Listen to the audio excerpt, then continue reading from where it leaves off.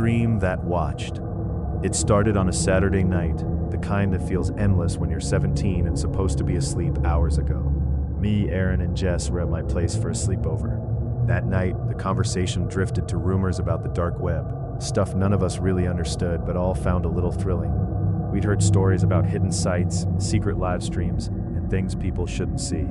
Jess found a few sketchy forums on the surface web, and then Aaron, who's the tech guy among us, started digging for something darker, something less ordinary. We huddled around my laptop in the living room, the glow from the screen cutting through the dark. The house was quiet except for the night sounds outside, distant cars, the occasional bark of a dog, maybe a cat yowling someplace far off. It was just the kind of silence that makes you notice every little noise. Aaron typed fast, clicking through links that loaded slowly or not at all. Eventually he stopped. "Found something," he said, voice low. He pulled up a site that looked like a crudely made video player and asked for a password. There was one viewer already watching it, but you couldn't see a name. "Try random passwords," Jess whispered. Instead, Aaron pulled out a notepad he'd prepared earlier, with some guessed passwords he found in a forum thread. After 3 tries, the screen flickered, and a grainy video appeared. The video showed a dark, empty suburban street. The angle was low, like a security camera mounted on a streetlight or utility pole. We all squinted, trying to make sense of it. "That looks like... Wait, is that Cedar Drive?" I asked. Jess leaned closer. "No way, that's our neighborhood." We sat in silence for a few moments, staring at the grainy footage. The streetlights flickered on as though it was dusk, but it wasn't quite right. Time seemed off. The shadows didn't match the night outside. Then the screen updated. The camera had moved closer, focusing now on a small cluster of houses. The porch light at one house was glowing faintly. Aaron checked the timestamp on the feed. It was current, or close to it. Paranoia started creeping in. "It's gotta be a prank," Jess said, voice shaky. "Someone's streaming a fake camera feed of our street." "Maybe, but whose camera?" I wondered aloud. We debated quietly, nerves thick in the room. In truth, none of us wanted to stick around to find out. Just then, there was a soft knock on the front door. We froze. "Who the hell?" Aaron whispered, reaching toward the hall. Another knock, just a single tap this time. The camera feed refreshed again. The angle was closer still. Now it was focused directly on the house with the porch light, the one we often hung out in. My heart hammered against my ribs. Jess swallowed hard, eyes on the screen, then glanced at the door behind Aaron. No one standing there. "It's definitely a prank." Trying to laugh, but his voice cracked. "Maybe the feed's delayed or something." I bit my lip, scanning the timestamp on the video again. The clock was running a few minutes behind our actual time. The image on the screen was not live. It was old. We all realized it at once. Whoever was behind that camera had already been at the house. They'd been filming us watching them. And now that single knock was no longer from the front door. It was from someone already inside. The screen flicked one last time before cutting to static.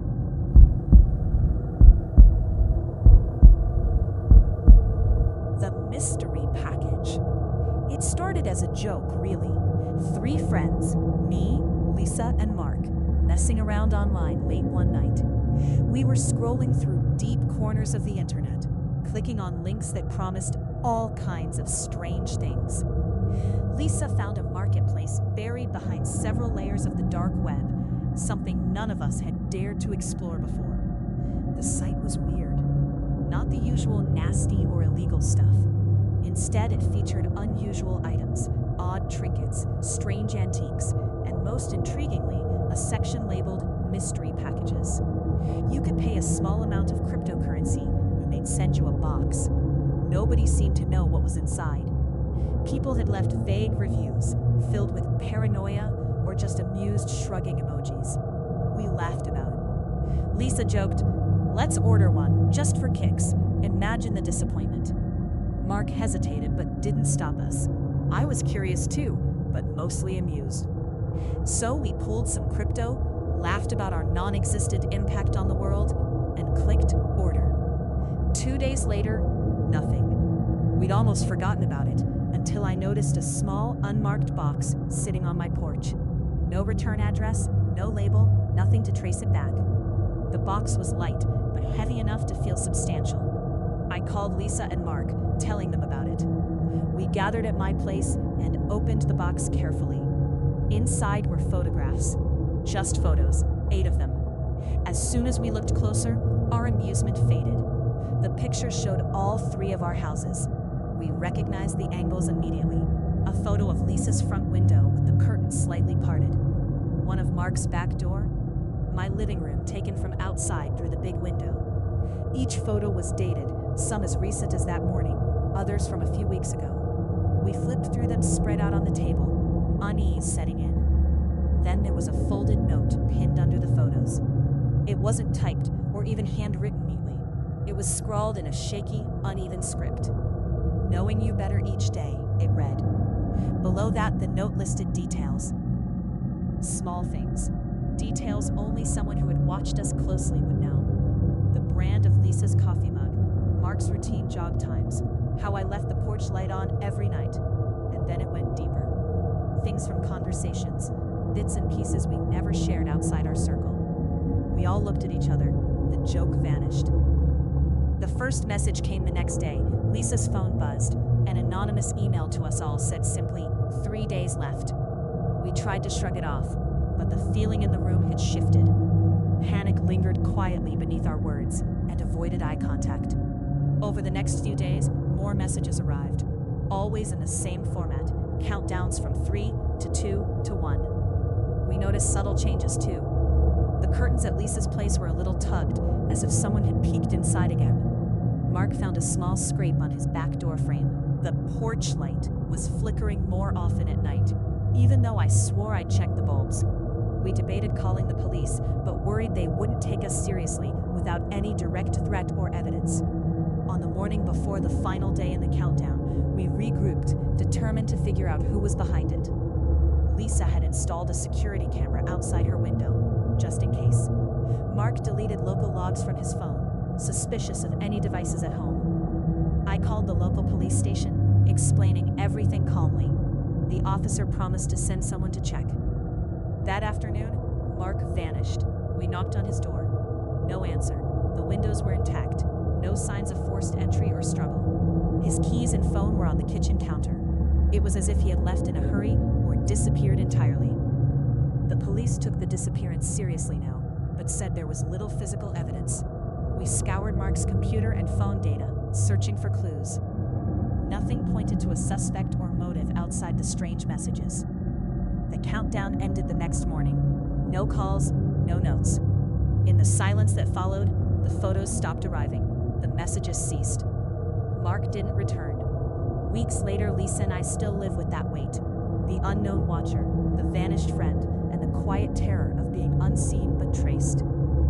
Sometimes I look at my front window, half expecting to see a shadow or someone there, but there's only darkness. The porch light stays on, stubborn against the night, while the missing pieces of Mark's story remain just out of reach. We never found out who sent the package, or why, but the feeling, the knowing that someone could watch us so closely without our knowledge, lingers, unseen but always there.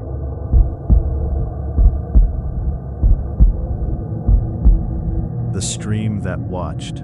It was well past midnight when Sam, Jared, and Marcus found themselves gathered in Sam's cramped living room. The three of them had been friends since childhood, a bond forged through countless sleepovers, weekend hangouts, and late-night chats like this one. On this particular night, the conversation had drifted toward the weird corners of the internet, sites and forums that were difficult to find, places where creepy things sometimes hid.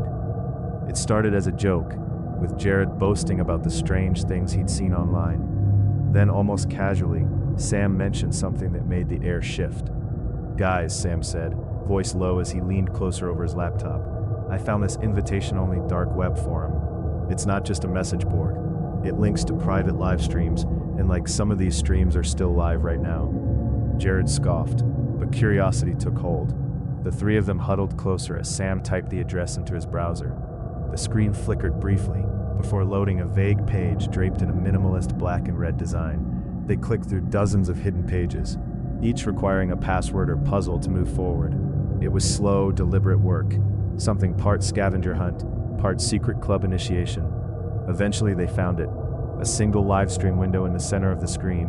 The feed showed a dimly lit basement room. The walls were unfinished concrete, cluttered shelves lined the far side, and a single faint bulb swung overhead, casting long shadows. The room was empty, except for a large digital countdown timer burned onto the far wall. It ticked down steadily, minutes, seconds, until 0. There were thousands of anonymous usernames scrolling down the side, silent and unmoving, watching. "Why would anyone watch this?" Marcus whispered. "No idea," Sam said, "but whatever the hell this is, it feels serious."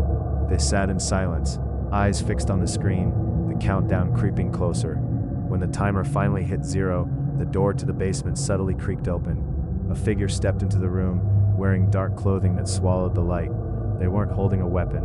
Instead, they carried a handheld camera, like the kind used for streaming or recording. The camera's lens switched on, and the figure began to speak, voice calm but unsettling. "I see you there," they said, eyes never leaving the viewer. "Tonight we share the truth." Then, the feed, or maybe the figure's words, started to change. Names appeared on the screen, hundreds of them in a scrolling list, usernames pulled from the chat. Without fail, each name was followed by data, real addresses, phone numbers, details the friends had never heard anyone discuss out loud. At first it was randomness. Then, one of those names froze Sam in place. The live stream displayed his full name, his home address, right down to the unit number in his building, and even the exact make and model of his car parked outside. Sam's hand trembled on the mouse. "Guys, this isn't right. We need to close this." They all clicked out immediately. The screen blinked to black. Then, before even a full minute passed, every device in Sam's house, his laptop, Jared's phone, Marcus's tablet, buzzed simultaneously with a pop-up message. "Leaving the stream doesn't mean you left the event." Their laughter had died hours ago. A thick silence filled the room. Suddenly the lights cut out. Darkness pressed against the windows, thick and absolute. Jared flicked his phone onto flashlight mode, sweeping the beam around the room. That's when Marcus noticed them. Fresh footprints imprinted deeply in the fresh snow outside the back door. They weren't wearing shoes that left prints like those. The three friends gathered near the door, heartbeats doubling. No one wanted to step outside in the cold and dark. By morning, the entire neighborhood was awake and stirring from the cold. Sunlight settled on the quiet streets. Marcus was gone. There was no forced entry, no signs of struggle. The back door remained closed, no fingerprints on the handle. Sam and Jared called the police immediately. The investigation dragged on for weeks. Investigators recovered every phone and computer tied to the night before, but even with their best efforts, every file related to the live stream, videos, screenshots, chat logs had been permanently erased. There was no trace the website, the forum, or the stream had ever existed. Months later, Jared sits alone on Sam's old couch, scrolling through silent notifications. The strange link the disappeared stream came from is gone, from every history log, as if it had never been there. Sam was never found. Jared carries the weight of those words on his phone. Leaving the stream doesn't mean you left the event. And he knows, no matter how far he moves, or how many times he changes his number, some things don't just disappear. Some things watch. Always.